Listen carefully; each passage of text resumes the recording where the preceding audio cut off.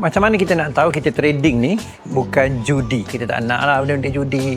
Isu halal haram bukan ambil kira. Nombor satu, ialah kena tengok lah. Sebarang unsur-unsur judi elakkan. Judi ni maksudnya tak ada sistem, tak ada structure, tak ada jalan kerja, pakai masuk je. Dalam trading tu pakai cuba-cuba ikut-ikut arah. Oh naik mungkin harap naik, harap turun. Itu semua judi. So macam mana nak elakkan judi? Nombor satu ialah ada risk management. Risk management maksudnya kita jelas kat mana trend kita, entry, exit, kalau profit nak buat apa, kalau loss nak buat apa. Dan pada masa sama juga, iaitu kena ada satu struktur risk lah. Jangan habis semua modal. Cari jalan untuk modal protected. Itu most important. Warren Buffett kata, nombor satu, Warren Buffett kata apa? Dalam rules dalam investing ialah never lose money. Maksudnya protect capital. Rules number 2, always remember rules number 1. That most important. Jadi itu nombor satu. Dan pada masa sama juga ialah elakkan juga macam contohnya excessive punya leverage.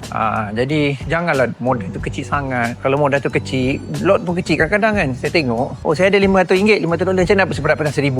Itu antara juga tu nak cuba-cuba nasib sebagainya. Itu semua unsur-unsur judi, unsur-unsur my share tu. Okay, nombor 2, iaitu kena jelas apa yang kita pakai tu. Kena tengoklah, iaitu broker tu real ke tak, A-book ke, B-book ke, ataupun dia bawah apa tu judiciary legislation yang strong ke tak kan, dia punya regulator. Benda-benda tu maksudnya unsur garang ni kena jelas. Maksudnya kontrak tak jelas tak boleh. Maksudnya ada tak unsur-unsur penipuan. So kena ambil kira kan. Kalau broker B-book ni banyak menipu lah.